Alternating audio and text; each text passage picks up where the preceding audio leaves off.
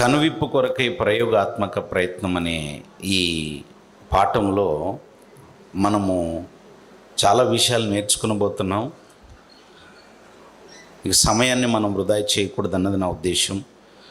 ప్రియులరా, మనుషులు నేర్చుకునేటువంటి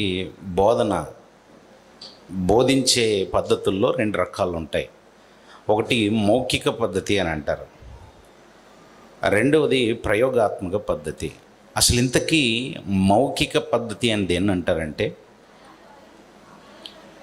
ఓరల్గా చెప్పటం, నోటి ద్వారా మాటలు చెబుతూ వివరించేటువంటి పద్ధతిని మౌఖిక పద్ధతి అని అంటారు. ఇకపోతే ప్రయోగాత్మక పద్ధతి అని మరో పద్ధతి ఉంది. దాన్ని ఎక్స్పెరిమెంటల్ టీచింగ్ మెథడ్ అని కూడా అంటారు ఇంగ్లీష్లో. ప్రయోగాత్మకంగా బోధన చేయటం, ప్రయోగాలు చేస్తూ కళ్ళకు కట్టినట్టుగా కొన్ని వస్తువులను తీసుకొని చూపిస్తూ వాటి ద్వారా నేర్పించటం. పిల్లలు స్కూల్లో పాఠాలు నేర్చుకుంటున్నప్పుడు మౌఖిక పద్ధతి అనేది మొదలు చేస్తారు. మౌఖిక పద్ధతిలో అర్థం కాని విషయాల్ని ప్రయోగాత్మక పద్ధతిలో నేర్పించే ప్రయత్నం చేస్తారు. మీరు చూడండి, చాలామందికి ఉండేటువంటి ఓ కెపాసిటీ, ఐక్యూ లెవెల్ ఎలాంటిదంటే, మాటతో చెప్పినప్పుడు అర్థం కాదు. ప్రయోగాత్మకంగా కొన్ని వస్తువులు వాళ్ళకు చూపించి ప్రయోగం చేసి ప్రయోగశాలలో దాన్ని గనక వాళ్ళకు నేర్పిస్తే బాగా గుర్తుంటుంది. పిల్లలు ఎక్కువ కాలము విషయాల్ని గుర్తుంచుకోవాలంటే వాడాల్సినటువంటి పద్ధతులు అతి ప్రాముఖ్యమైన పద్ధతే ప్రయోగాత్మక పద్ధతి. అయితే ఈ ప్రయోగాత్మక పద్ధతి అనేది ఎందుకు ఉపయోగిస్తారు అని అంటే, ఒక తెలియని విషయాన్ని నేర్చుకోవటం కొరకు తెలిసిన దానిని చూపిస్తూ నేర్పించటం. దాన్నే మూర్త పద్ధతి నుండి అమూర్త పద్ధతి వైపుకి బోధన కొనసాగాలి అని పెస్టాలజీ అనేటువంటి ఒక శాస్త్రవేత్త చెప్పాడు. ఈ పెస్టాలజీ అనేటువంటి శాస్త్రవేత్త, ఆయన యొక్క ఉద్దేశం ఏంటంటే, మనం ఏదైనా పిల్లలకు నేర్పిస్తున్నప్పుడు ఓ తెలియని విషయాన్ని నేర్పాలి. అలా తెలియని విషయాన్ని నేర్పేటప్పుడు తెలియదంటేనే గందరగోళంగా ఉంటుంది, కన్ఫ్యూజన్ ఉంటుంది. అలా తెలియని విషయాన్ని నేర్పేటప్పుడు వాళ్ళకు తెలిసినవి ఏవైనా చూపిస్తూ లేదా తెలిసిన విషయాల్ని చెబుతూ నేర్పిస్తే అది బాగా ఉంటుంది. ఈ పద్ధతి అనేది చాలా ప్రయోజనకరంగా ఉంటుంది అని ఆయన ప్రవేశపెట్టాడు. ఆయన పేరే పెస్టాలజీ. స్విట్జర్లాండ్ దేశానికి చెందినటువంటి వ్యక్తిన. అయితే ఈ ప్రయోగాత్మక పద్ధతిని మొట్టమొదటిసారిగా ఆయన వాడాడు అనుకుని లోకం అనుకుంటుంది. కానీ పరలోకమందున్న దేవుడు మొట్టమొదటిసారిగా మనుషుల కొరకు వాడిన పద్ధతే ఈ ప్రయోగాత్మక పద్ధతి లేదా మౌఖిక పద్ధతి. తెలియని విషయాల నుండి తెలియని విషయాన్ని నేర్పించేటువంటి మూర్త నుండి అమూర్త పద్ధతి ప్రతిదీ దేవుడే వాడాడు. ఎలా చెప్పగలరండి దేవుడు వాడాడు అని అంటే, యోబు గ్రంథము 36వ అధ్యాయం 22వ వచనం చూడండి. యోబు గ్రంథము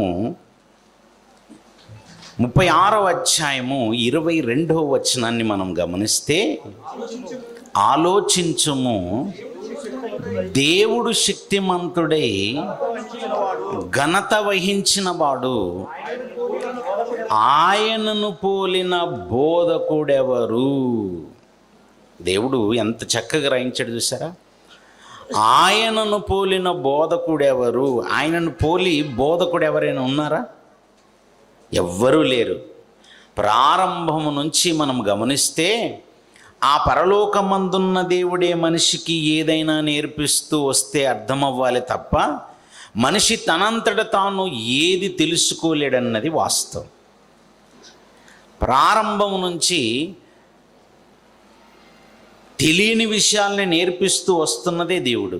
అంటే పెస్టాలజీ కంటే ముందుగానే ఈ పద్ధతిని వాడింది దేవుడు. మౌఖిక విధానములో చెప్పాలన్నా, ప్రయోగాత్మక విధానములో చెప్పాలన్నా దేవుడే. ఇకపోతే ప్రయోగాత్మక విధానం అనేది మొట్టమొదటిసారిగా విల్హెల్మ్ హుంట్ అనేటువంటి ఒక శాస్త్రవేత్త ఈయన ప్రయోగించాడు, ఈయనే దీన్ని ప్రవేశపెట్టాడు. మొట్టమొదటిసారిగా ఆయన విద్యార్థులకు ప్రయోగశాలలో ప్రయోగాలు చేసి చూపిస్తూ ఆయన పాఠాలు బోధించాడు అని చరిత్రలో రాయబడింది. అలాగని విల్హెల్మ్ హుంట్ కంటే ముందు ఎవరు ఈ ప్రయోగాత్మక పద్ధతిని వాడలేదా అంటే, ఈరోజు మనం నేర్చుకునబోతున్నటువంటి పాఠంలో మీకు చూపిస్తాను. అసలు దేవుడు ఇంత బాగా ప్రయోగాత్మకంగా నేర్పిస్తాడా అని మీరు ఆశ్చర్యపోతారు. ఏదైనా ఒక విషయాన్ని నేర్పించడానికి ప్రయోగాలు చేసి నేర్పిస్తే బాగుంటుందన్నది విల్హెల్మ్ హుంట్ చెప్పింది కాదు. ఆయన కంటే ముందుగానే దేవుడే ఈ పద్ధతిని ప్రవేశపెట్టాడు.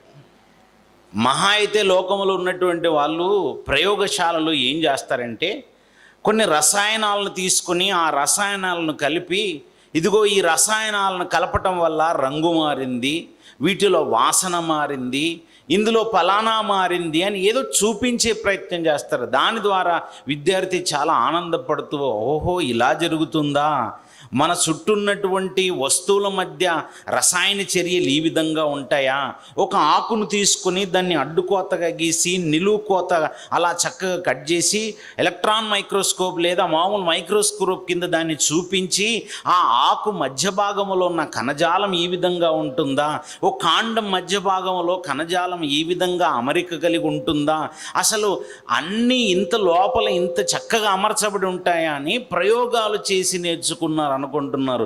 అసలు మనుషులు ఈ ప్రయోగాత్మక పద్ధతిని అసలు ప్రయోగించక ముందే వీళ్ళు ఇంక అసలు కళ్ళే తెరవనప్పుడు దేవుడు ప్రయోగాత్మకంగా మనుషులకు పాఠాలు నేర్పించే ప్రయత్నం చేశాడు.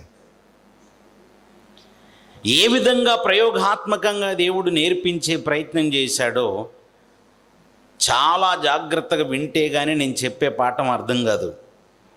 చాలా జాగ్రత్తగా మీరు అటు ఇటు అసలు ఏమాత్రం ఇంకా ఆలోచించకుండా కేవలము పాఠం మీద మాత్రమే మీ మనసును లగ్నం చేయగలిగితే తెలుసుకోగలరు. ఈరోజు మీరు తెలుసుకోబోతున్నటువంటి ఈ పాఠము చాలా లోతుగా ఉంటుంది, కానీ నేను చాలా సులువుగా మీకు అర్థం చేయించే ప్రయత్నం చేస్తాను. ఎందుకంటే ఇది మన కాలానికి సంబంధించింది కాదు. దేవుడు ఆయన పిల్లలైనటువంటి ఆయన ప్రవక్తలను పిలిచి ఆ ప్రవక్తలకు మొట్టమొదట తరగతులు నిర్వహించినట్టుగా కనబడుతుందండి. దేవుడు ఎక్కడ తరగతులు పెట్టాడు, ఏ కళాశాల పెట్టాడు, ఏ స్కూల్ పెట్టాడు, ఎక్కడుందండి ఆయన కాలేజీ కళాశాల లేదా ఆయన స్కూల్ అని మీకు అనిపించవచ్చు. ఈ భూమండలమే ఆ పరలోకమందున్న దేవుని కళాశాలగా కనిపిస్తుంది. నరులకు నివాసయోగ్యంగా కనబడుతున్నటువంటి ఈ భూమండలాన్ని దేవుడు ఎంచుకొని ఆ భూమండలం మీదనే ప్రయోగాత్మకంగా ఆయన పిల్లలైనటువంటి ఆయన ఏర్పరచుకున్నటువంటి ప్రవక్తలను, ఆయన భక్తులను ఆయన చెంతకు పిలిచి వారికి ప్రయోగాత్మకంగా పాఠాలు నేర్పించినట్టుగా కనబడుతుంది. అలాగని ఈ ప్రయోగాత్మక పద్ధతి లోకంలో ఎందుకు నేర్పిస్తారు అని అంటే, ఒక వ్యక్తి ఒక విద్యార్థి ప్రయోజకుడు అవ్వాలి, తన జీవితంలో చాలా ఉన్నత స్థితికి ఆయన ఎదగాలి అన్నది లోకంలో ఉన్నటువంటి వారి ఉద్దేశం అయితే, మనుషులే ఇంత బాగా ఆలోచిస్తున్నప్పుడు దేవుడు ఆలోచించడా? దేవుడు అంతకంటే గొప్పగా ఆలోచించి ఆ పరలోకమందున్న దేవుడు నీ బ్రతుకును గొప్పగా కట్టుకోవటానికి ఈ భూమి మీద నీ బ్రతుకు గొప్పగా ఉండాలని, ఈ భూమి మీద కన్ను మూసిన తర్వాత మరో లోకానికి నువ్వు వెళ్ళటానికి, ఈ భూమి మీదనే అడుగులు వేసుకోవటానికి, ఓ మాటలో చెప్పాలంటే జీవిత పాఠాలు నేర్పించటానికి దేవుడు ప్రయోగాత్మక పద్ధతిని ఉపయోగించాడు.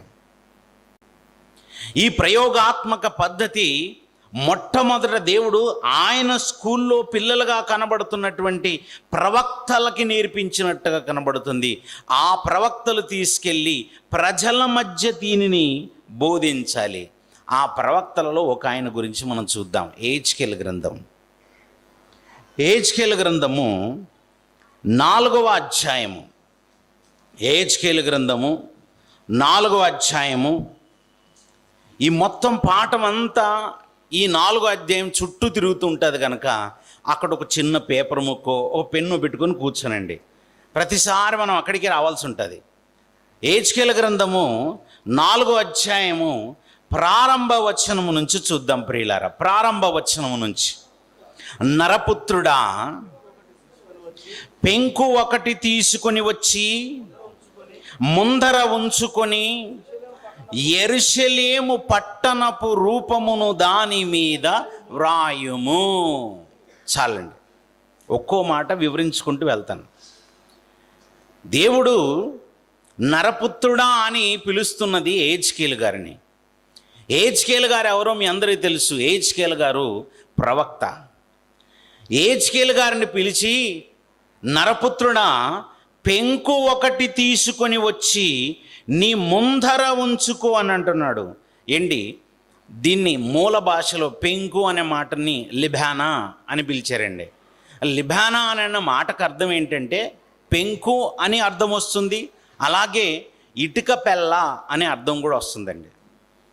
ఇటుక పెంకు, తెలుగులో దాన్ని ఇటుక పెంకు అనొచ్చు, ఇటుక పెళ్ళ అనవచ్చు, లేదా ఓ మట్టి ముద్దతో కాల్చి తయారు చేసినటువంటి మట్టి పాత్ర, మట్టి పెంకు అని అర్థం వస్తుందండి. అయితే దేవుడు యెహెజ్కేలు గారిని పిలిచారు. పిలిచి, నాయనా, నీవొక పెంకు తీసుకో, పెంకు తీసుకొని నీ ముందర ఉంచుకో, యెరూషలేము పట్టణపు రూపమును దాని మీద వ్రాయుము అని అన్నాడు. ఎలా రాస్తాడండి? పెంకు మీద ఎలా రాస్తారు? ఓ పెంకు మీద, ఓ ఇటుక పెంకు మీద యెరూషలేము యొక్క రూపాన్ని ఎలా రాస్తాడు? ఏంటి, ఓ చాక్ పీస్ తీసుకొని చాక్ పీస్తో గీనైనా అనట్లేదు, ఓ బల్పం తీసుకొని పలక మీద గీనైనా అనట్లేదు. అదేంటి, ఓ ఇటుక పెంకు మీద ఎలా గీస్తాడు? ఇటుక పెంకు మీద ఎలా గీయగలడు? చిత్రపటం అండి. యెరూషలేముకు సంబంధించినటువంటి చిత్రపటాన్ని ఓ పెంకు మీద గీయమంటున్నాడు. ఎందుకు గీయమంటున్నాడు? చదివితే వెంటనే అర్థమవుతున్నట్టుగానే కనబడుతుంటాయి, కానీ అర్థం కావు. అదే దేవుని మాటలకు ఉన్నటువంటి గొప్పతనం. అలాగని అస్సలే అర్థం కావని కాదు, మనసు పెట్టి చక్కగా పరిశోధన చేయగలిగితే ఖచ్చితంగా దేవుడు మనకి ఏదో నేర్పిస్తూ ఉంటాడు. పూర్వమందు రాయబడినవన్నీయు మనకు బోధ కలుగు నిమిత్తం ఇవన్నీ రాయించాడన్న విషయాన్ని మీరు మర్చిపోకండి. దేవుడు యెహెజ్కేలు గారిని ప్రాక్టికల్స్ కొరకు పిలిచాడండి. ల్యాబొరేటరీలో కూర్చోబెట్టాడు. ఆయన ముందు ఓ పాత్రను తీసుకోమన్నాడు. అదే పెంకు, మట్టి పెంకును తీసుకోమని ఆ మట్టి పెంకు పైన యెరూషలేము యొక్క నైసర్గిక చిత్రపటాన్ని గీయమంటున్నాడు. మొత్తం ఆ యెరూషలేము, ఆ పట్టణం ఎలా ఉంటుందో ఆయన ఎలా గీయగలడు? అదే మరి ప్రాజెక్ట్ వర్క్ అంటే ఇదే. ప్రాక్టికల్ చేసేటప్పుడు చిత్రపటాలను గీయాల్సి ఉంటుంది. ఆ చిత్రపటాన్ని గీసే ఆ క్రమంలో భాగంగా ఇదిగో నువ్వు గొప్ప విషయాన్ని నేర్చుకోవాలి. ఇక్కడ పాతకాలంలో, పురాతన కాలంలో, పూర్వము మట్టిని తీసుకొని ఎక్కువ రోజులు కొన్ని బొమ్మలు కానీ కొన్ని విషయాలను కానీ దాచాలి అనుకున్నప్పుడు ఏం చేసేవాళ్ళంటే మట్టి ముద్ద లాంటిది తీసుకొని ఆ మట్టితో తయారు చేస్తున్నప్పుడు అది తడిగా ఉన్నప్పుడే దాని మీద చక్కగా ఏదైనా రాయాలనుకుంటారో అది రాసి పెట్టేవాళ్ళండి. అందుకే మీరు చూడండి, పురాతన కాలంలో ఉన్నటువంటి కొన్ని పాత్రలు దొరుకుతున్నప్పుడు వాటి మీద కొన్ని చిత్రాలు కనబడుతుంటాయి. చాలా కాలానికి సంబంధించినవే. వాటిని కార్బన్ డేటింగ్ ద్వారా కనుక్కుంటే ఇది 2000 సంవత్సరాల క్రితంది, 3000 సంవత్సరాల క్రితంది అని కనబడుతుంది. ఆ కనబడుతున్న వాటి మీద బొమ్మలు గీసుంటాయి. అసలు ఈ మట్టి పెంకుల మీద బొమ్మలు ఎలా గీశారు అని అంటే అది తడిగా ఉన్నప్పుడు గీస్తారు. అది తడిగా ఉన్నప్పుడు గీయాలి, అది మట్టి ముద్దగా ఉన్నప్పుడు గీయాలి. అలా మట్టి ముద్దగా ఉన్నప్పుడు దేవుడు ఓ మట్టి పెంకును తీసుకొని టోటల్గా యెరూషలేముకు సంబంధించిన నైసర్గిక ఆ చిత్రపటాన్ని అంతా గీయమంటున్నాడు. అంటే యెరూషలేము పట్టణం యొక్క మ్యాప్ గీయమంటున్నాడు. ఎందుకు? ఇంట్రెస్టింగ్గా ఉంది జరా. ఎందుకు గీయమంటున్నాడు? మీరు ఇప్పుడు ఇదంతా గబగబ చదువుకుంటే వెళ్ళండి, ఏం అర్థం కాదు. నిజంగా ఏం అర్థం కానట్టే ఉంటుంది. ఎందుకు రాయించాడబ్బా ఇదంతా అనిపిస్తుంటుంది. ప్రయోగాత్మకంగా దేవుడు ఎలా పాఠాలు చెప్తాడో ఇక్కడ అర్థమవుతుందండి. హెచ్కేల్ గారిని పిలిచి కూర్చోబెట్టి నువ్వేమేం చేయాలో నేను చెప్తాను, 1 by 1 చేయమంటే ఆయన కూడానండి అన్ని చెప్పినట్టుగా చేస్తూ వెళ్తుంటాడండి. 2వ వచనం చూద్దాం. 2వ వచనం, మరియు అది ముట్టడి వేయబడినట్లు. అంటే ఎవరైనా కొంచెం కాన్ఫిడెంట్గా చదవండి ప్లీజ్. మీరేమనుకో, కొంచెం నాకు వినబడేటట్టుగా చదవండి. మీకు మీరు చదువుకుంటే నాకు వినబడదు, లేదంటే మీరు చదవనంటే నేను చదువుకుంటాను. మరియు అది ముట్టడి వేయబడినట్లును దాని ఎదుట బురుజులను కట్టినట్లును దిబ్బ వేసినట్లును దాని చుట్టూనున్న ప్రాకారములను కూలగొట్టు యంత్రములున్నట్లును నీవు రాయుము. 2వ వచనం ఏమని రాయమన్నాడు? ఏమని గీయమంటున్నాడు? ఇదిగో ముట్టడి వేయబడినట్లుండాలి మొదటిది. 2వది బురుజులు కట్టినట్లుండాలి. బురుజులు కట్టినట్టుగానే ఉండి మళ్ళీ వెంటనే ఏమంటున్నాడు? దిబ్బ వేసినట్లు ఉండాలి. బురుజులు ఎలా కట్టినట్టు ఉండాలి, దిబ్బ ఎలా ఉంటుంది? 2 ఎలా సాధ్యమవుతుంది? అయితే బురుజులైనా ఉండాలి, లేదంటే దిబ్బగానైనా ఉండాలి. ఈ 2 ఎలా అంటే ఒకవైపు చిత్రపటంలో బురుజులు కట్టినట్టుగా కనబడాలి, మరోవైపు పటములోకి వచ్చేసరికి అదంతా డిమాలిష్ అయిపోయినట్టుగా, అలా మొత్తము కూలిపోయినట్టుగా నువ్వు చూపించాలి. అది దిబ్బగా వేయబడినట్టుగా చూపించాలి. దాన్ని ప్రాకారములు కూలగొట్టు యంత్రములు దూరంగా ఉన్నట్టుగా చక్కగా ఆ ఇమేజ్లో రావాలి. ఊహించుకోగలుగుతున్నారా? నేను బాగా బ్రౌజ్ చేసి చూశానండి, ఈ ఇమేజెస్ ఏమైనా దొరుకుతాయేమో మీకు చూపిద్దామని. దొరకలేదు. అంటే బహుశా ఎవరు దీని గురించి పట్టించుకోలేదు అనుకుంటా. ఆ మొత్తం ఆ వచనాన్ని చూస్తుంటే ఒక మొదటి భాగంలో చెప్పాడు, ఇదిగో నాయన యెరూషలేముకు సంబంధించినటువంటి ఒక చిత్రపటాన్ని, నైసర్గిక చిత్రపటాన్ని ఈ మట్టి పెంకు మీద గీయాలి అని అన్నాడు. First image, first frame. 2వ ఫ్రేమ్లోకి వచ్చేసరికి ఆ మొత్తం యెరూషలేము పట్టణము ముట్టడి వేయబడినట్లుండాలి అని అన్నాడు. అంటే మొత్తం పట్టణాన్ని ముట్టడి వేసినట్టుగా ఉండాలి. ముట్టడి వేయటం అంటే ఎలా? ముట్టడి వేయటం అనేది ఎలా జరుగుతుంది? ముట్టడి వేయటం అనేది ఏదో ఒక రాజ్యము దాని మీదికి చొరబడి వచ్చేసి ఆ సైన్యమును మొత్తములు లేదా ఆ రాజ్యములో ఉన్నటువంటి వారందరిని పట్టుకొని ఈ ప్రాకారము చుట్టూ లేదా ఆ మొత్తం ఆ పట్టణము చుట్టూ సైన్యమంతా వచ్చేసి మేము దీన్ని ముట్టడి వేశామన్నట్టుగా ఇమేజ్లో చూపించాలంటున్నాడు. అలా చిత్రపటాన్ని గీయమంటున్నాడు. ఆ తర్వాత ఈ చుట్టూ అలా సైన్యమంతా వచ్చేసి ముట్టడి వేయటం ఒక ఇమేజ్ అయితే, నెక్స్ట్ కొంచెం ముందుకెళ్ళగానే బురుజులు కట్టుకున్నట్టు. బురుజులు వాస్తవానికి యెరూషలేముకు ఉండాలా సెపరేట్గా. ఇవి యెరూషలేముకి సంబంధించిన బురుజులు కాదు, యెరూషలేముకి దూరంగా బురుజులు. ఏంటి యెరూషలేముకు దూరంగా ఎందుకు? యెరూషలేముకు దూరంగా బురుజులు ఉంటే ఆ బురుజుల మీద నుంచి ఇదిగో యంత్రాలను చూపించి, ఎలాంటి యంత్రాలు? ప్రాకారాలను కూలగొట్టే యంత్రాలను చూపించు. యెరూషలేముకి సంబంధించిన యంత్రాలు మాత్రం, యెరూషలేముకి సంబంధించిన బురుజులు మాత్రం మొత్తము కూలిపోయినట్టుగా మట్టి దిబ్బగా వేయబడినట్టుగా చూపించు. దాని అర్థం ఏంటో తెలుసా? ఎవరో రాజు వీళ్ళ మీదకి ముట్టడి చేయబోతున్నాడు, ఏదో రాజ్యం వీళ్ళ మీదకి రాబోతుంది. ఆ వచ్చిన వాడు కూలగొట్టే యంత్రాలను తీసుకుని వస్తున్నాడు. ఆ యంత్రాలతో మొత్తం యెరూషలేము పట్టణము మట్టి దిబ్బగా, పాడు దిబ్బగా మారబోతుంది. ప్రాక్టికల్స్ ఎలా బొమ్మ గీయించి చూపిస్తున్నాడు చూసారా దేవుడు? ఎవరు చేశారో తెలుసా ఇదంతా? నెబుకద్నెజరు యూదా రాజ్యం మీదికి వచ్చేసి కరెక్ట్గా దేవుడు ఏదైతే బొమ్మ గీయించి చూపిస్తున్నాడో ఇదంతా యాజ్ ఇట్ ఈజ్గా డిట్టో జరిగిందంటే చరిత్ర చదవండి, మీకు అర్థమవుతుంది.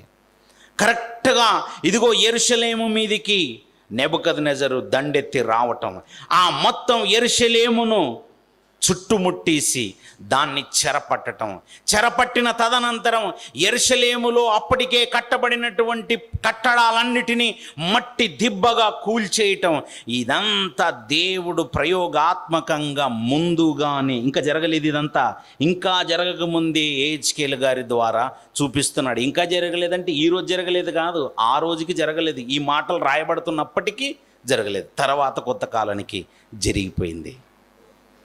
ప్రయోగాత్మకంగా ల్యాబొరేటరీలో కూర్చోబెట్టి ఆయన ముందు పాత్రలు పెట్టి వన్ బై వన్ నేర్పిస్తున్నాడు. ఇంకేం చేస్తున్నాడో తర్వాత మాట చూద్దాం. తర్వాత మాట 3వ వచనం, మరియు ఇనుప రేకు ఒకటి తెచ్చి నీకును పట్టణమునకు మధ్య, నీకు అనంటే ఇక్కడ ప్రవక్త గారు యెహెజ్కేలు గారికిని అలాగే పట్టణమునకును మధ్య ఇనుప గోడగా దాన్ని నిలబెట్టాలి. ఏం తీసుకురమ్మన్నాడు? ఇనుప రేకును తెచ్చేసి ఒక గోడలా కట్టుకోవాలి నాయన, ఆ గోడలాగా దాన్ని ఇమేజ్లో చూపించండి అన్నాడు. ఎందుకు ప్రభు అనంటే ఇదిగో అది నీకును పట్టణానికి మధ్యగా ఉండాలన్నాడు. ఎందుకు? తర్వాత మాట చూద్దాం. నీ ముఖ దృష్టిని పట్టణము మీద ఉంచుకొనుము. యెహెజ్కేలు ఇదిగో ఆ ఇమేజ్లో నీ బొమ్మ కూడా గీ, నీ బొమ్మకు ఆ పట్టణానికి మధ్య ఒక ఇనుప రేకును అరేంజ్ చేయి. అలా నీ దృష్టి అంతా ఎటువైపు ఉండాలంటే దిక్కులు చూస్తున్నట్టు ఉండకూడదు, కరెక్ట్గా నువ్వు పట్టణాన్ని చూస్తున్నట్టుగా ఆ ఇమేజ్లో కనబడాలి.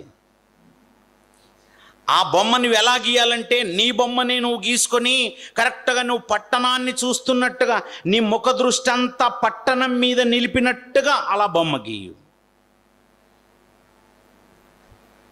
ఎందుకు అలా చెప్పాడు? ఎందుకు చెప్తున్నాడో తర్వాత మాట చూడండి. పట్టణము ముట్టడి వేయబడినట్లుగా ఉండును. నువ్వు ముందు గీసినటువంటి మొత్తం ఇమేజ్ని బట్టి పట్టణం అంతా ముట్టడి వేయబడినట్టుగా ఎవరు చూసినా అర్థం చేసుకుంటారు. నీవు దానిని ముట్టడి వేయువాడిగా ఉందువు. అదేంటి? యెహెజ్కేలు గారు ముట్టడి వేస్తారా? యెహెజ్కేలు గారు ఏ దేశానికి రాజు? యెహెజ్కేలు గారి దగ్గర సైన్యమే లేదే.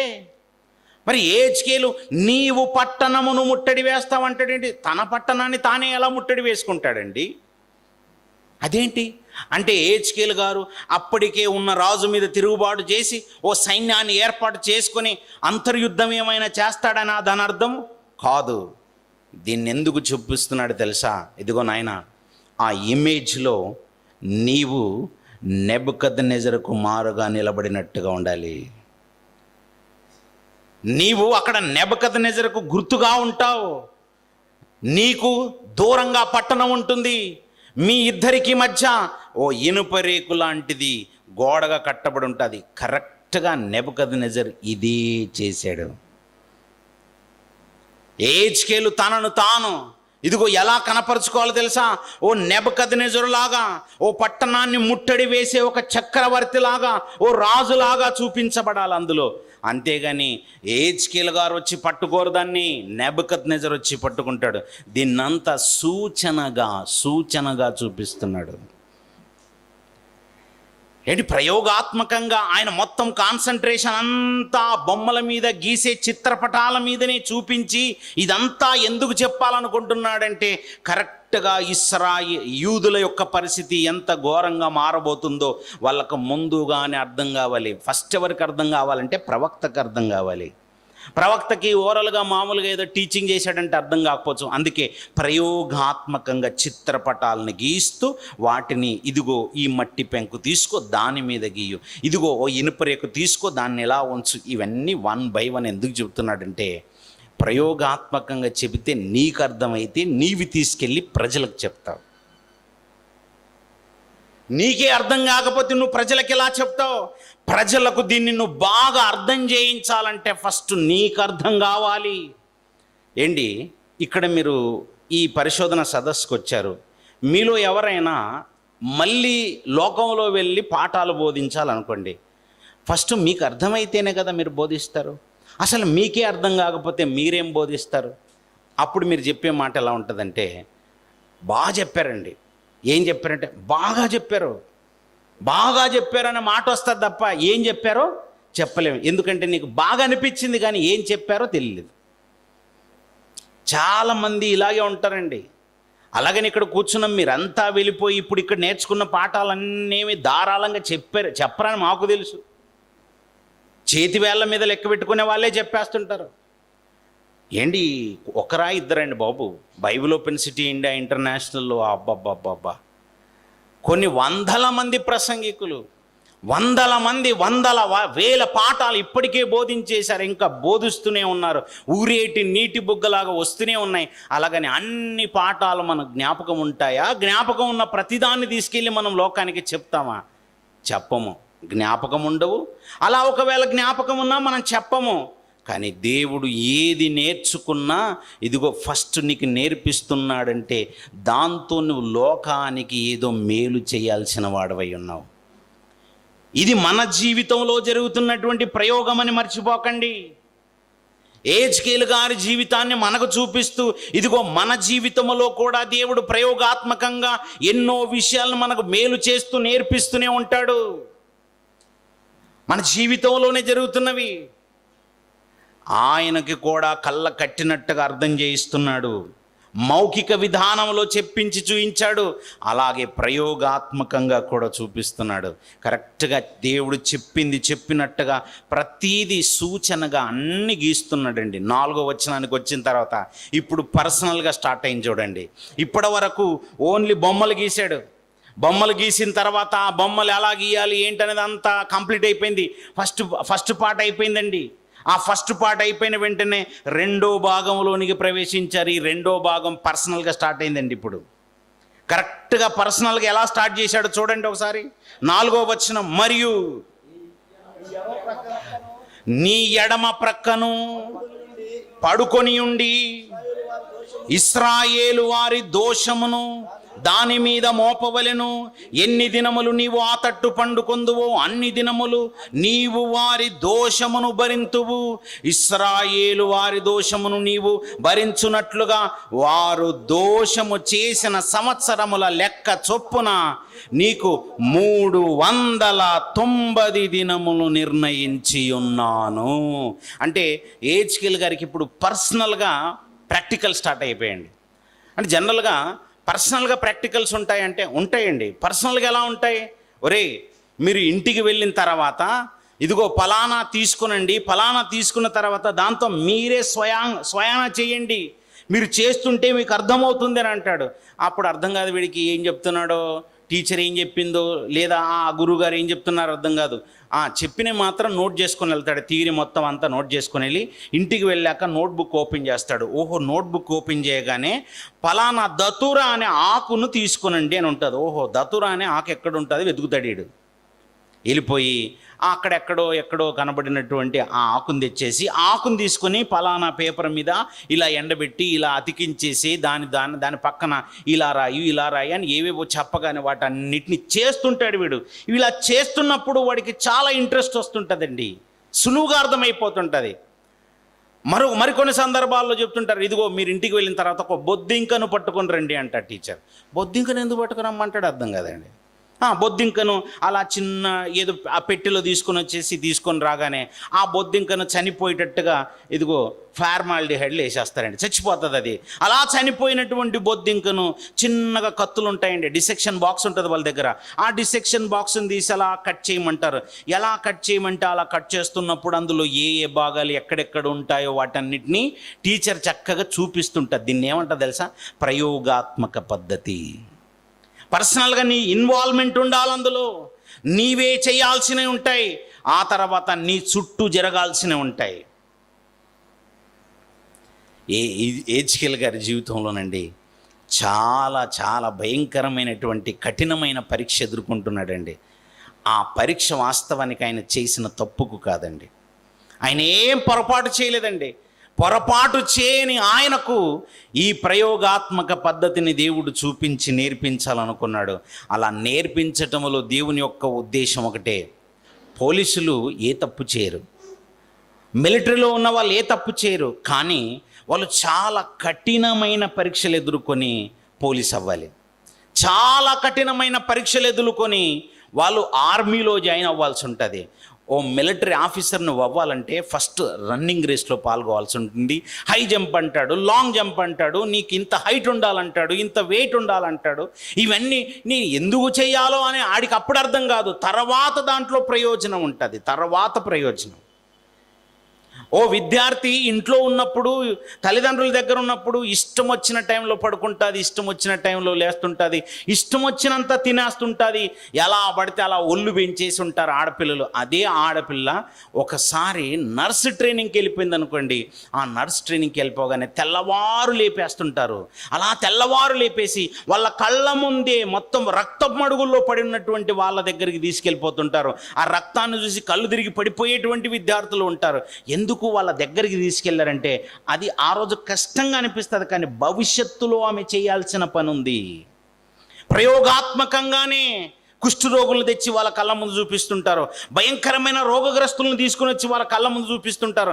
స్టార్టింగ్లో కళ్ళ ముందు చూపిస్తారు, తర్వాత వాళ్ళే ముట్టుకోవాల్సి ఉంటుంది, కడగాల్సి ఉంటుంది. ఆ తర్వాత వాళ్ళతోనే గడపాల్సిన పరిస్థితులు ఉంటాయి కనుక ప్రారంభంలో చిన్నగా నేర్పిస్తుంటారు. అది కష్టమైన తర్వాత వాళ్ళ జీవితంలో అది ప్రయోజనకరంగా ఉంటుంది. దేవుడు కూడా హెచ్కేల్ గారిని పిలిచి ఫస్ట్ నీకే ప్రాక్టికల్స్, నీ పడుకునే విషయంలో, మామూలుగా మనం రాత్రిలో పడుకుంటున్నప్పుడు మన ఆధీనంలో ఉంటుందండి మన శరీరం. మనం పడుకున్నప్పుడు మన శరీరం మన ఆధీనంలో ఎక్కడైనా ఉంటుందా? చాలామంది గోడ గడియారని అలా ముళ్ళు తిరుగుతున్నట్టుగా తిరుగుతుంటారండి, ఎటువైపు తిరుగుతుంటారో తెలియదు. రాత్రి పడుకున్నప్పుడు తలకాయ ఎక్కడ ఉంటుందో తెలియదు, కాళ్ళు ఎక్కడ ఉంటాయి, మళ్ళీ పొద్దున లేచి చూడగానే వాళ్ళ కాళ్ళు ఎక్కడ ఉంటాయి, తలకాయ ఎక్కడ ఉంటుంది. అంటే మనం పడుకున్న తర్వాత మనం ఎటైనా దొర్లి ఎటైనా తిరుగుతూ ఉంటాం. అలాంటిది పడుకునేటప్పుడు ఎడమ ప్రక్క మాత్రమే పడుకోవాలంటే మన వల్ల ఏ పనేనా? ఎడమ ప్రక్క ఒక రోజా 2 రోజులా? ఎన్ని రోజులు? 390 రోజులటండి బాబు. 390 రోజులంటే ఒక సంవత్సరానికి పై చిలుకు. 365 రోజులు ఒక సంవత్సరం అయితే 365 రోజులకు ఇంకా కొన్ని రోజులు యాడ్ చేసుకోనండి. వామ్మో, అన్ని రోజులు సంవత్సరము పై చిలుకు ఆయన ఒకే వైపు ఎడమ వైపే పడుకోవాలట. అలాగని పడుకుంటున్నప్పుడు ఎలా ఉంటుందంటే తెలుసా? తర్వాత కూర్చోండి, తర్వాత చూడండి 8వ వచనం. పట్టణము ముట్టడి వేయబడినట్లుండు దినములు నీవు రెండో ప్రక్కను తిరగక అదే పాటున ఉండునట్లు నిన్ను కట్లతో బంధింతురు. ఎలా ఉండాలట అది పడుకునేటప్పుడు? ఇదేంటండి బాబు, కట్లతో బంధించి పడుకోబెట్టడం ఏంటండి? మనల్ని కట్టేసి పడుకోబెడితే ఉంటుందండి మనకు అసలు నిద్ర వచ్చేస్తుందా? మన కాళ్ళు చేతులు గట్టిగా కట్టేసి పడుకోబెట్టారనుకోండి, కట్లు కట్టేసి పడుకోబెట్టారండి, మనం పడుకుంటాం? అసలు మనకు ఎలా ఉండాలంటే ఫ్రీగా ఉండాలి. అందుకే విశాలమైన బెడ్ కోరుకుంటుంటాం మనం, విశాలమైన పరుపు ఉండాలి. మన పక్కన ఎవరు ఉండకూడదు, గాడిదన్నేటి దన్నేస్తుంటాం తెల్లవారులు. మన పక్కన ఎవరైనా ఉన్నారనుకోండి, దూరంగా వాళ్ళని వెళ్ళిపోవాలన్నట్టుగా. నిజంగా మనకి ఫ్లెక్సిబిలిటీ ఉండాలి పడుకున్నప్పుడు. కానీ కట్లు కట్టేసి పడుకోమంటున్నారేంటి? ఒకటి, ఇలా పడుకోమన్నది ఎందుకో తెలుసా? ఎడం వైపు పడుకోమన్నది 390 రోజులు, కుడి ప్రక్కన తిరిగి పడుకోమన్నది ఇంచుమించుగా 40 రోజులు. ఇది ఎందుకు చెప్పాడంటే ఇశ్రాయేలు రాజ్యము రెండుగా విడిపోయిందండి. దక్షిణ రాజ్యము, ఉత్తర రాజ్యంగా. యెహెజ్కేలు గారు ఇద్దరికీ ప్రవచనాలు చెప్తున్నారు. ఈ రెండు రాజ్యాలకు సంబంధించినటువంటి ప్రవచనాలు చెప్పాల్సి ఉంది. అందుకే ప్రయోగాత్మకంగా ఇదిగో 390 రోజులు ఇశ్రాయేలుల మీదకి వచ్చినటువంటి శాపానికి గుర్తుగా వాళ్ళు ఎంత భయంకరమైన శిక్షలోనికి వెళ్ళబోతున్నారనడానికి నీవు ఎడమ ప్రక్కన పడుకో అని అన్నాడు. 40 రోజులు కుడి పక్కన ఎందుకు అన్నాడంటే ఇదిగో ఇది యూదా రాజ్యం మీదికి వారు చేసిన దోషములను బట్టి వచ్చే శిక్ష అని చెప్పడానికి చెప్పాడండి. 6వ వచనం, ఆ దినములు గడిచిన తర్వాత కుడి పక్కన పండుకొని ఉండు 40 దినములు యూదా వారి దోషమును భరించవలెను. ఎవరు భరించాలి? భరించాల్సింది యెహెజ్కేలు గారా? ఏంటి, మనందరి పాపాలను భరించింది ఎవరండి? మన పాపాలని మరి యేసుక్రీస్తు వారు ఎందుకు భరించాలి? మన పాపాలని యేసుక్రీస్తు వారు ఎందుకు భరించాలి? ఏంటి, మనందరినీ మన బ్రతుకులని బాగు చేయటానికి ప్రవక్తలే భరించారంటే కష్టాలను అనుభవించారు, ఓర్చుకున్నారు. ఆ శాపాన్ని ఫస్ట్ వాళ్ళే ఓర్చుకుంటూ వాళ్ళే భరిస్తూ ఆ మాటలను చెప్పే ప్రయత్నం చేశారు. ఇది ప్రయోగాత్మకంగా దేవుడు చేస్తున్నాడు. సంవత్సరం ఒకటింటికి ఒక దినము చొప్పున నేను నిర్ణయించి ఉన్నాను. అంటే ఒక దినము ఈజ్ ఈక్వల్ టు ఒక సంవత్సరము. అంటే 390 దినములు నీవు లెఫ్ట్ హ్యాండ్ సైడ్ పడుకుంటావంటే, ఎడమ ప్రక్క పడుకుంటావంటే దాని అర్థము 390 సంవత్సరములు. సంవత్సరము ఒకటింటికి ఒక దినము చొప్పున లెక్క వేశాడు. ఇదిగో నాయన, ఒక్క దినము ఈజ్ ఈక్వల్ టు ఒక సంవత్సరము. అలా 40 దినములు అని అంటే 40 సంవత్సరములు. 390 ప్లస్ 40 సంవత్సరములు టోటల్ ఎంత వస్తుంది? 430 సంవత్సరాలు. వీరిద్దరి యొక్క శిక్షా కాలము, వాళ్ళ దోషములు భరించాల్సిన పరిస్థితి, వాళ్ళు ఎంత భయంకరమైనటువంటి స్థితిలో ఉండబోతున్నారని చెప్పడానికి. అండ్ నిజంగా ఇశ్రాయేలులు 390 సంవత్సరముల దోషమును భరించారా? అలా ఉందా అండి అని అంటే కరెక్ట్గా యాక్యురేట్గా ఉంటుందండి. మీరు కనుక ప్రాపర్గా క్యాలిక్యులేట్ చేసుకుంటే ఇశ్రాయేలీయుల 10 గోత్రముల పాలన యెరోబాము కాలంలో స్టార్ట్ అయింది. యెరోబాము యొక్క పరిపాలన కాలము క్రీస్తుకు పూర్వం 975-74 మధ్య కాలంలో స్టార్ట్ అయిందండి. ఆ మధ్య కాలంలో స్టార్ట్ అయినటువంటి ఆ పరిపాలన ఎప్పటి వరకు సాగిందంటే ఇదిగో క్రీస్తుకు పూర్వం 586 వరకు సాగింది. కరెక్ట్గా ఈ మధ్యలో గ్యాప్ అంతా వస్తుంది తెలుసా? ఇంచుమించుగా 389 నుండి 390 మధ్యకాలం. అంటే వాళ్ళకు ఉండేటువంటి శాపదినములన్నిటికీ గుర్తుగా నువ్వు ఈ విధంగా పడుకోవాలి, ఈ విధంగా పడుకోవాలి. వాళ్ళకు వచ్చే ఆ భయంకరమైనటువంటి శిక్షను ఫస్ట్ నీవే భరించాలి. ఇది పడుకునే విషయంలో. పడుకునే విషయంలో అయితే మరి తిండి విషయంలో ఏం చేశాడు తెలుసా? నెక్స్ట్ 4వ అధ్యాయము 9వ వచనం చూడండి. 4వ అధ్యాయము 9వ వచనము, మరియు నీవు గోధుమలను, యవ్వలను, కాయధాన్యములను, చోళ్లను, సజ్జలను, తెల్ల జీలకర్రను తెచ్చుకొని ఒక పాత్రలో ఉంచి నీవు ఆ ప్రక్క మీద పండుకొను దినముల లెక్క చొప్పున రొట్టెలు కాల్చుకొనవలెను. 390 దినములు నీవు ఈలాగున భోజనము చేయుచు రావలెను. ఏ విధంగా భోజనం చేయాలి? ఈ 390 దినములు నీ ఇష్టం వచ్చినట్టుగా బిర్యానీలు తింటాను, కబాబులు తింటానంటే కుదరదు అని అంటున్నాడు. మరి ఏం తినాలట? ఓరి నాయనో, ఎంత ఘోరమైనటువంటి ఫుడ్ అంటే తెలుసా? గోధుమలు, యవ్వలు, కాయధాన్యములు, చోళ్లను, సజ్జలను, తెల్ల జీలకర్రను తెచ్చుకొని ఒక పాత్రలో ఉంచి నీవు ఒక ప్రక్క మీద పండుకొన్న దినముల లెక్క చొప్పున తినాలి. అది కూడా రైట్ హ్యాండ్ సైడ్ పడుకున్నప్పుడు నువ్వేం తినాలో నేను చెప్తాను, లెఫ్ట్ హ్యాండ్ సైడ్ పడుకున్నప్పుడు నువ్వేం తినాలో చెప్తానని అలా డైట్ ఇచ్చేసాడండి. ఆ డైట్ నేను తూచా తప్పకుండా పాటించాలి. ఇందులో ఏదైనా ఒక పండు కాయ కనబడుతుందా అండి? ఏదైనా ఒక పండు ఉందా ఇందులో? ఏమైనా చాక్లెట్లు ఉన్నాయా? బేకరీ ఐటమ్స్ ఏమైనా ఉన్నాయా? ఏమైనా బ్రెడ్ ఉందా? ఏవి లేవండి బాబు. అసలు బ్రెడ్ ఎలా తయారు చేసుకోవాలంటే యవ్వలతో చేసుకోవాలట, చోళ్లతో చేసుకోవాలట, సజ్జలతో చేసుకోవాలట, తెల్ల జీలకర్ర వాడాలట. ఇందులో ఒక గోధుమలు తప్ప అన్ని పశువులకు పెట్టే ఆహార పదార్థాలండి బాబు. గోధుమలు తప్ప దాదాపుగా అన్ని పశువులకు పెట్టేవి. అంటే ఎందుకు ఈ మాట చూపిస్తున్నాడంటే ఇశ్రాయేలు మీదికి రాబోతున్నటువంటి భయంకరమైన శిక్ష, ఇశ్రాయేలులు ఎంత భయంకరమైనటువంటి చెరలోనికి వెళ్ళబోతున్నారు, ఎంత భయంకరమైన కరువు వాళ్లకు సంభవింపబోతుందని చెప్పటానికి గుర్తుగా చెప్తున్నాడు. అలాంటి టైంలో వాళ్ళు పశువులు తినే ఆహారంతో కడుపు నింపుకోవాల్సిన పరిస్థితి ఏర్పడుతుంది అని చెప్పటానికి. నువ్వు కట్లతో కట్టివేయబడతావు అని అంటే దాని అర్థం ఏంటి తెలుసా? వారు చెరలోనికి వెళ్ళిపోయి సంకెళ్లతో బంధింపబడతారని చెప్పటానికి. చెరలో బంధింపబడి ఉన్నప్పుడు నీకు క్లాస్ ఫుడ్ ఏమి ఇవ్వరు, నువ్వు రాజులు తినే ఆహారం ఏం తినవు, నువ్వు సొంతగా నేలను దున్ని పండించుకోవు, క్షామం వస్తుంది. ఒక్కసారిగా చెరపట్టబడి ఓ దేశం మీదికి, ఓ రాజ్యం మీదికి, ఏదైనా రాజ్యం వచ్చేసి వాళ్ళని చెరపట్టారంటే ఫస్ట్ అక్కడి నుంచి ఆహార పదార్థాలను తీసుకుని వెళ్ళిపోతారు, పశువులను తీసుకుని వెళ్ళిపోతారు, మనుషుల్ని తీసుకుని వెళ్ళిపోతారు. అలా మనుషులు, పశువులు, ఆహార పదార్థాలు వెళ్ళిన తర్వాత అక్కడ మిగిలిపోయే వాళ్ళు చేతి వేళ్ల మీద లెక్కెట్టుకునే వాళ్ళు ఉంటారు. శేషమే మిగులుతుంది. ఆ శేషం మిగిలిన వాళ్ళు నేలను ఎక్కడ దున్నుతారు? పశువులు లేవు కదా.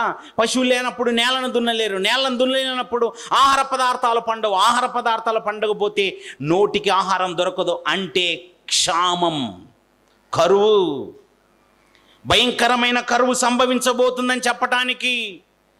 బాబోయ్, ముందుగానే ప్రవక్తను నిలబెట్టి ఈ మాటలు చెప్తుంటే ఒళ్ళు గొగ్గురు పొడిచేటట్టుగా ఉండుంటుందండి బాబు హెజ్కేలు గారికి.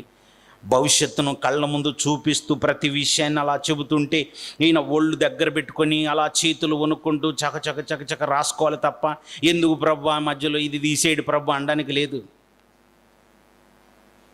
తీసుకునే ఆహార విషయంలో నువ్వేం తినాలో చెప్పేస్తున్నాడు. అలాగని నీళ్లు కూడా కొలత చొప్పున తాగమంటాడు. తర్వాత మాటలో చూడండి, తర్వాత మాటలో 10వ వచనములో నీవు తూనిక ప్రకారముగా అనగా దినమొకటింటికి 20 తులముల ఎత్తు చొప్పున భుజింపవలను. ఒరి 20 తులాలే భుజించాలంటే అండి. మీకు కరెక్ట్గా ఇప్పుడు సెమినార్కి వచ్చిన వాళ్ళకి రండి, అందరు లైన్లో రండి, అందరికీ 20 గ్రాముల ఆహారం పెడతామన్నారు అనుకో, మీ సెమినార్ వద్దు, మాకి మీరొద్దు బాబు, మీకు ఒక నమస్కారం. అందుకే కన్వీనర్స్ ఏమని చెప్తారు తెలుసా? మీరు ఎంత కావలిస్తే అంత తినండి, కానీ వేస్ట్ చేయకుండా తినండి. భలే ఉంది కదా పద్ధతి. ఎంత కావలిస్తే అంత తినండి. ఇంత పొట్లాలు, ఇంత పొట్లాలు చేసేసి ఇంత చాక్లెట్ అంత పెట్టేసి ఇదిగో తినేసాను. ఇక్కడ కూర్చున్న వాళ్ళకే ఇలా ఇసిరేసారు అనుకో, ఆ చాక్లెట్ చూస్తాం, వాళ్ళని చూస్తాం, చాక్లెట్ చూస్తాం, వాళ్ళని చూస్తాం. ఇదా ఈ మాత్రమా? అంతే మరట. ఆయన తినటం కూడా ఇంతే. 20 తులాలు అంటే ఏంటండి? తులం అంటే ఎంతండి? నాకు తెలిసి ఒక అంగుళం అంత ఉంటుందండి బాబు. తులం అంటే ఇంతే. తులం బంగారం అంటే ఇంత ఉండదు, చాలా చిన్నది. అలా ఎన్ని తులములట? 20 తులముల. అది అసలు 20 తులాలంటే లెక్కకే రాదండి బాబు. 20 తులముల ఎత్తు చొప్పున భుజింపవలెను, వేలకు తినవలెను. అంత ఒకసారి తినకూడదు, మళ్ళీ వేలకు తినాలి. ఆ తర్వాత నీళ్లు కొల ప్రకారము అరపడి చొప్పున ప్రతిదినము తాగవలెను, వేలకు తాగవలెను. అన్నీ ఒకేసారి తాగేసి నోరు తెరుచుకొని కూర్చోకూడదు.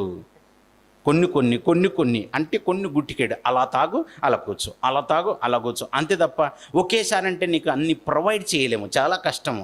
అది కరువు. ఉందా అలాంటి కరువు? ఎలాంటి కరువు ఉందో నెక్స్ట్ పాఠంలో చెప్తానండి. ఆ కరువు ఎలా ఉండేదో అది నెక్స్ట్ పాఠంలో చెప్తాను మీకు. అమ్మో, అంత భయంకరమైన బీభత్సమైన కరువా? చాలా ఘోరాతి ఘోరమైన కరువండి. పిల్లల్ని వండుకొని తినే కరువండి బాబు. గర్భాన పుట్టిన పిల్లల్ని వండుకొని తినే కరువు అంటే ఎలా ఉంటుంది? ఒళ్ళు గొగ్గురు పొడిచేటట్టుగా ఉంటుంది. ఓ స్త్రీ తన గర్భమును పుట్టిన బిడ్డల్ని తీసుకొని వండుకొని తినటం అంటే అది మామూలు కరువు కాదండి. అలాంటి కరువు ఇక్కడ ఉండబోతుంది. అలాంటప్పుడు వాళ్ళకి ముందుగానే ఈ విషయాలన్నీ నేర్పించడానికి దేవుడు హెజ్కేలు గారికి మెల్లిమెల్లిగా అన్నీ నేర్పిస్తున్నాడు. ఫుడ్ ఎలా ప్రిపేర్ చేసుకోమన్నాడు తెలుసా? 12వ వచనం చూడండి. ఫుడ్ ఎలా ప్రిపేర్ చేసుకోమన్నాడో చూడండి. యవ్వల అప్పములు చేసి వారు చూచుచుండగా దానిని మనుష్య మలముతో కాల్చి భుజింపవలను. అబ్బబ్బబ్బబ్బ, చదవటానికి చాలా కష్టంగా అనిపిస్తుంది కదండి. ఎలా కాల్చి తినాలట? మనుష్య మలముతో కాల్చి భుజింపవలను. మనుష్య మలముతో ఎలా కాల్చి తింటారండి బాబు?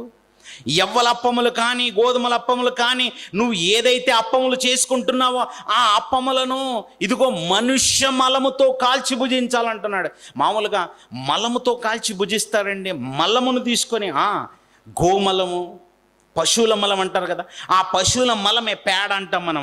ఆ పేడను తీసుకొని అందులో కొన్ని గడ్డి ఇలాంటివి కలిపేసి పిడకలు కొడుతుంటారు, పిడకలు తయారు చేస్తారు. ఇప్పుడు ఆ కల్చర్ అంతా పోయిందనుకోండి. ఆ పిడకల్ని ఎండబెట్టి ఆ పిడకల్ని ఇదిగో వంట చెరుకుగా వాడతారు, ఆహారాన్ని సిద్ధం చేసుకోవడానికి. పిడకతో వంట చేసుకుంటున్నప్పుడు పెద్ద దుర్వాసన ఏం రాదు. పిడకల మీద ఆహారాన్ని కాల్చుకొని తినేటువంటి కల్చర్ ఇప్పటికీ కొన్ని ప్రాంతాల్లో ఉంటుంది. అది పెద్ద నష్టంగా ఏం అనిపించదు. గోబర్ గ్యాస్ అంటాను చూసారా? గోబర్ గ్యాస్ అంటే ఎలా వస్తుంది అనుకున్నారు? జంతువుల యొక్క మలాన్ని తీసేసి వాటిని కాల్చి తయారు చేసేదే గోబర్ గ్యాస్. ఇక్కడ దేవుడు ఏమంటున్నాడో తెలుసా? గోబర్ గ్యాస్ కాదు, గోవుల గ్యాస్ కాదు బాబు, గోమలం కాదు. ఎవరి మలము? మనుష్య మలం. బాబోయ్, మనుష్య మలాన్ని తెచ్చుకొని కాల్చటమా? అది పిడకగా చేసుకోవటమా? దానిలో గడ్డి కలిపి తయారు చేయటమా? ప్రభు, ఇది చాలా కష్టంగా ఉంటుంది ప్రభు, కష్టమైనదే చెయ్యి అని చెప్పి అలా చెప్పినప్పుడు తర్వాత అలా హెచ్కేల్ గారి మీద జాలిపడి, ప్రభు నేను ఈ అపవిత్రమైన వాటిని ఎప్పుడు ముట్టలేదు, ఇలా చెయ్యలేదన్నప్పుడు ఓకే అని వదిలేస్తాడండి. ఎందుకు అంత కష్టం కాదు, ఎందుకంత ఈ కష్టమైనవి చేయమంటున్నాడంటే, ఇశ్రాయేలీయులు చెరపట్టబడబోతున్నారు, యూదులు చెరపట్టబడబోతున్నారు. అలా చెరపట్టబడిన వాళ్ళు వేరే దేశానికి వెళ్తారు.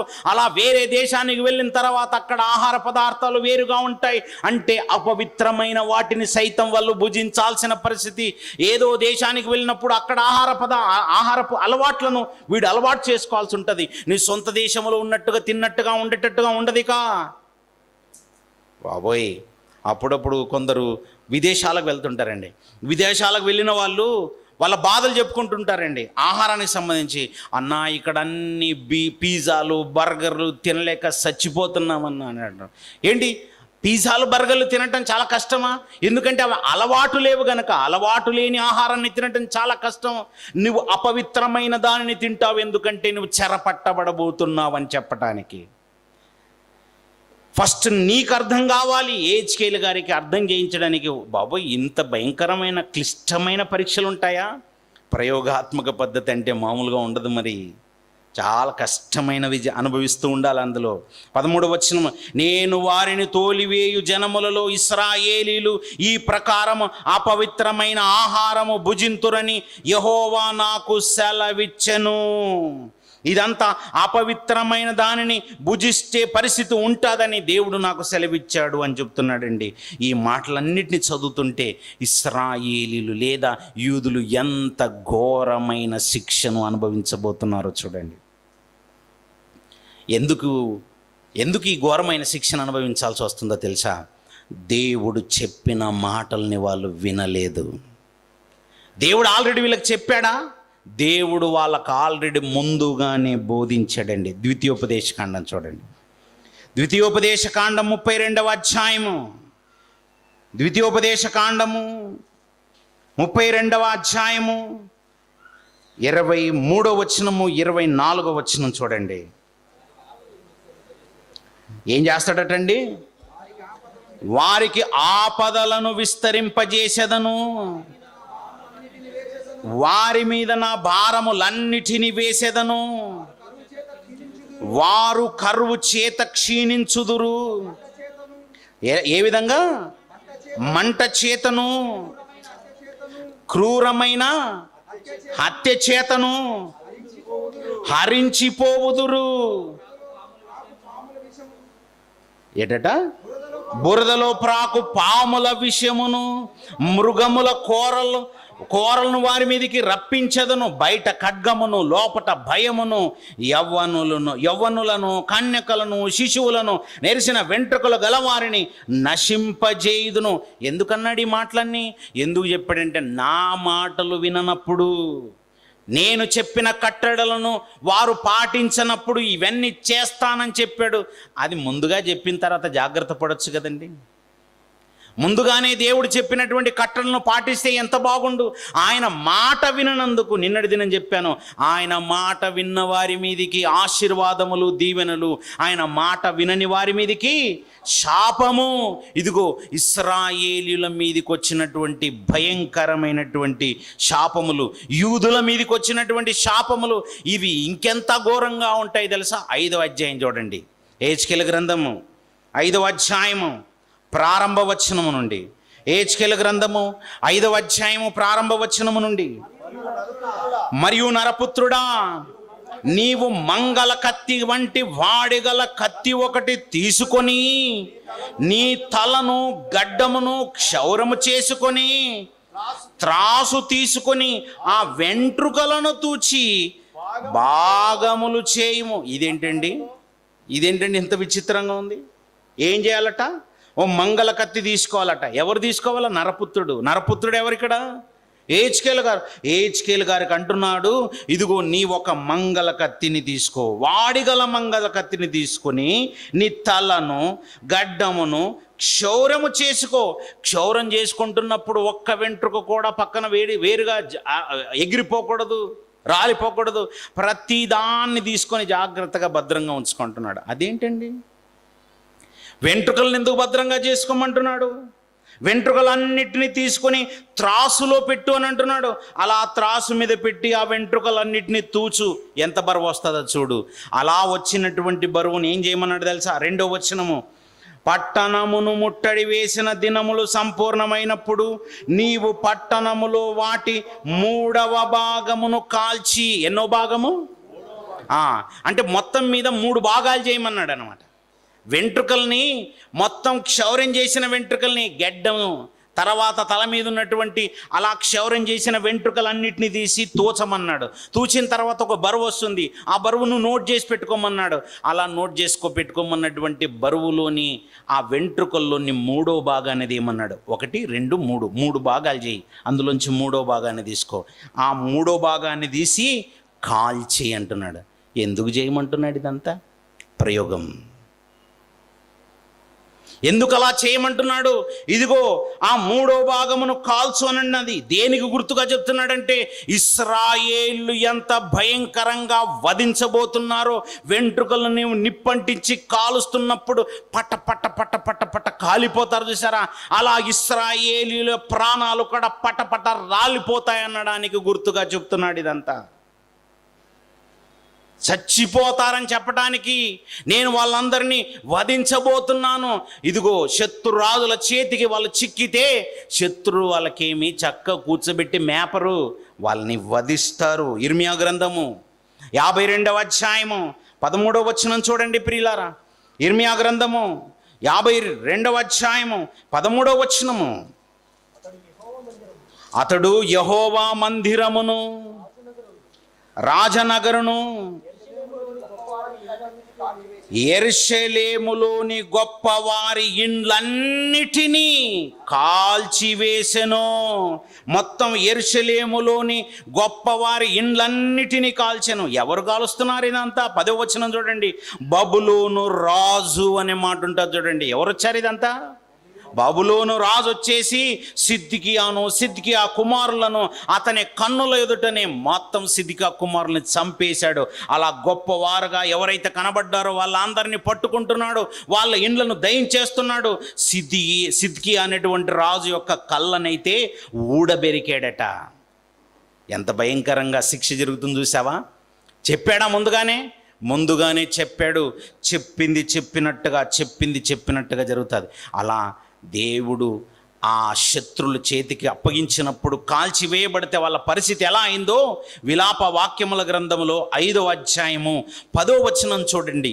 విలాప వాక్యముల గ్రంథం 5వ అధ్యాయం 10వ వచనం, మహాక్షామము వలన మా చర్మము పొయ్యి వలె నలుపెక్కెను. పొయ్యి వలె ఎప్పుడు నలిపెక్కుతుంది?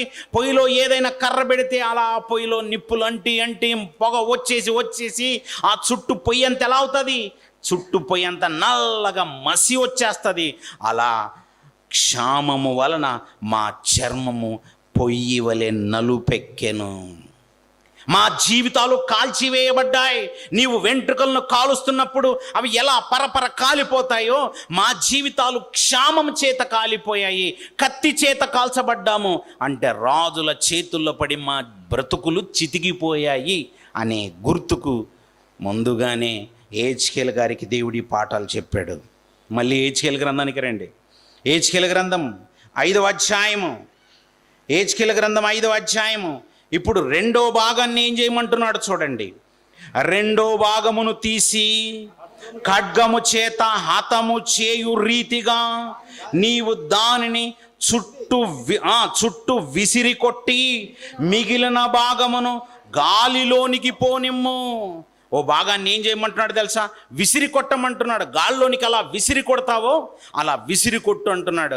మొదటి భాగాన్ని కాల్చివేయమన్నాడు, రెండో భాగాన్ని విసిరి కొట్టమంటున్నాడు. ఎందుకు విసిరి కొట్టమన్నాడు తెలుసా? మళ్ళీ ఇర్మియా గ్రంథం 52వ అధ్యాయం చూడండి. ఇర్మియా గ్రంథం 52వ అధ్యాయము 7వ వచనం చూడండి ప్రియులారా. ఇర్మియా గ్రంథము 52వ అధ్యాయము 7వ వచనము. పట్టణ ప్రాకారములు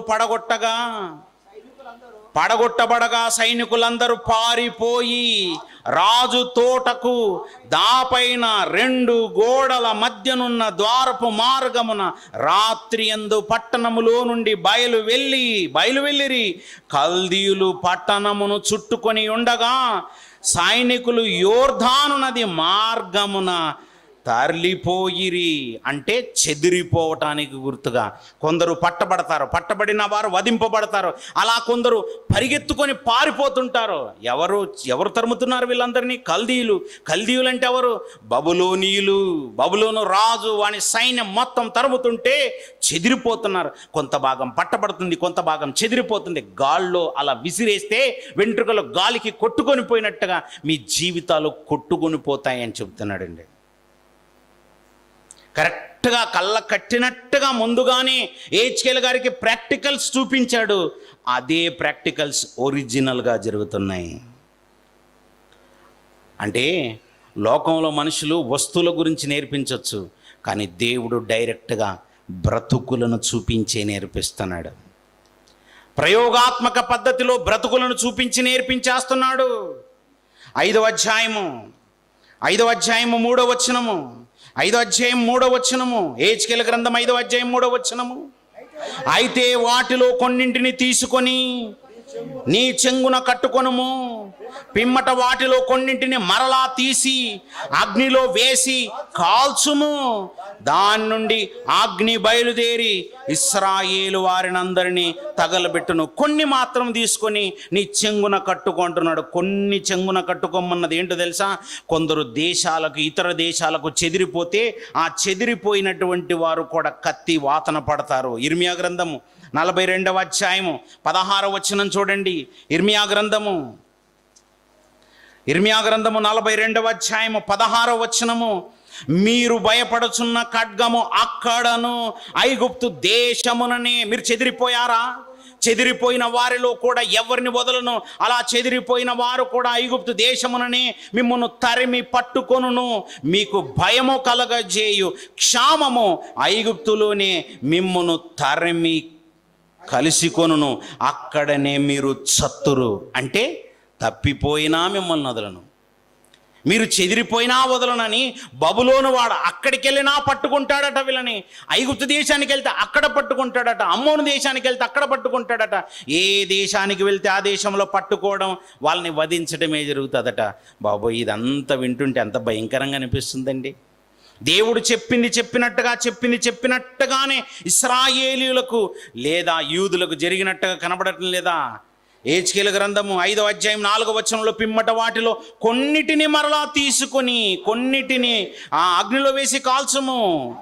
దాని నుండి బయలుదేరి ఇశ్రాయేలు వారినందరిని అది కాల్చివేస్తుంది, తగలబెడతాది అని అన్నాడు. కరెక్ట్గా తగలబెట్టిన సందర్భాలు, కాల్చివేసిన సందర్భాలు మన కళ్ళ కట్టినట్టుగా కనబడుతున్నాయి. 41వ అధ్యాయం ఇర్మియా గ్రంథము 1వ వచనము నుంచి చూస్తే 7వ మాసమున ఏలీషాము మనవడును నెతన్యా కుమారుడును రాజవంశస్థుడును రాజు యొక్క ప్రధాన లోకన్నకు ఇష్మాయేలు వనవాడు అతనితో 10 మంది మనుష్యులను మిస్పాలోనున్న అహికాము కుమారుడైన గెదల్యా యొద్దకు వచ్చి అక్కడ అతనితో కూడా మిస్బాలో భోజనం చేసిరి. అప్పుడు నెతన్యా కుమారుడైన ఇష్మాయేలు అతనితో కూడానున్న ఆ 10 మంది మనుషులు లేచి షాఫాను మనమడును అహికాము కుమారుడైన గెదల్యాను ఖడ్గము చేత హతము చేసిరి.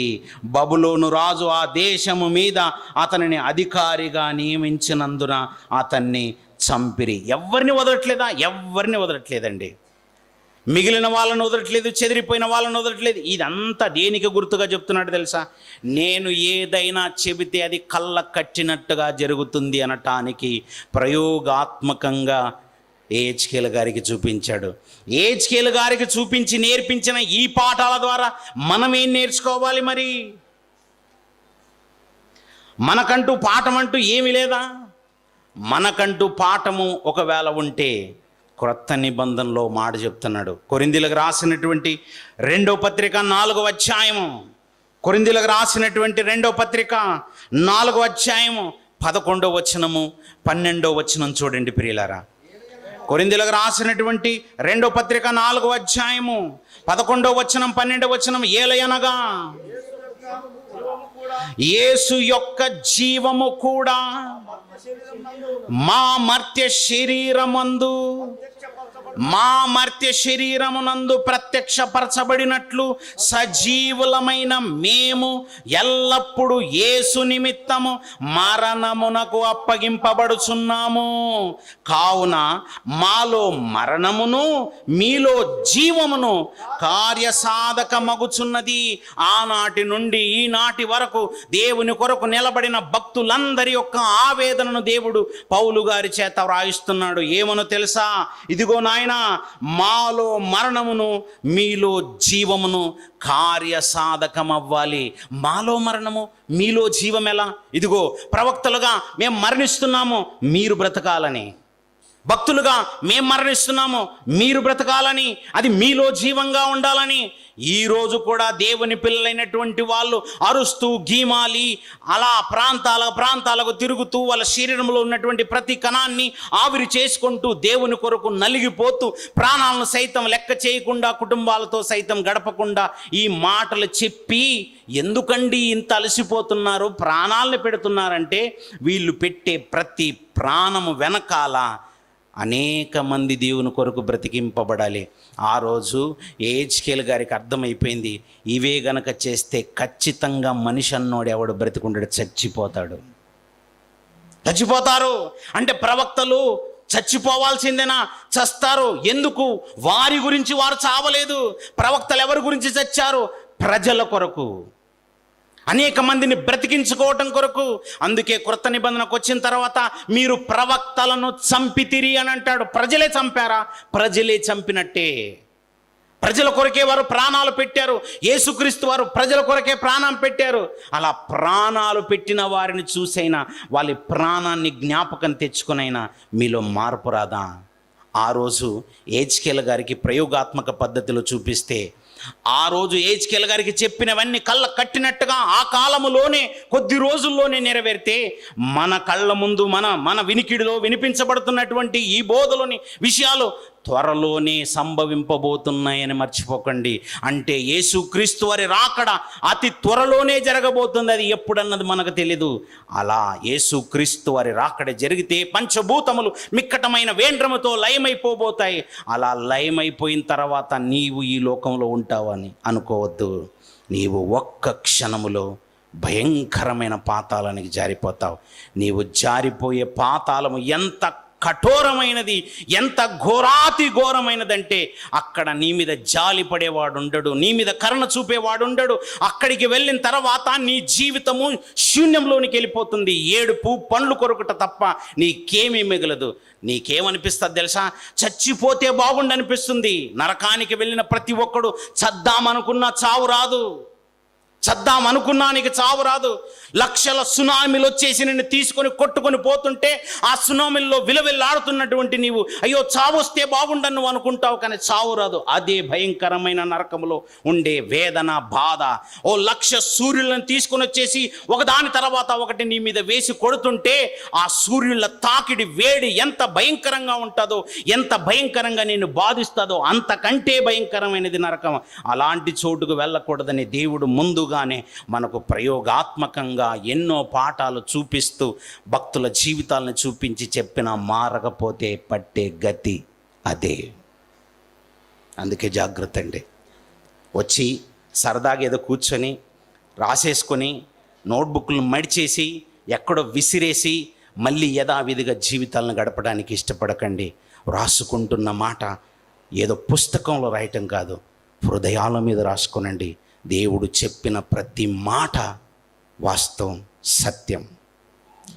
అన్ని మనకు అవకాశాలు ఇచ్చిన తర్వాత ఇన్ని అవకాశాలను సద్వినియోగం చేసుకోకుండాను నరకానికి జారిపోతే నీకంటే దౌర్భాగ్యుడు మరొకడు ఉండడు. ప్రవక్తల జీవితాల్లో జరిగిన వాటన్నిటినీ మనకెందుకు చూపిస్తున్నాడో తెలుసా? పూర్వమందు రాయబడినవన్నీ మనకు బుద్ధి కలగాలి. ఏంటి చెప్తే మీకు అర్థం కావట్లేదా?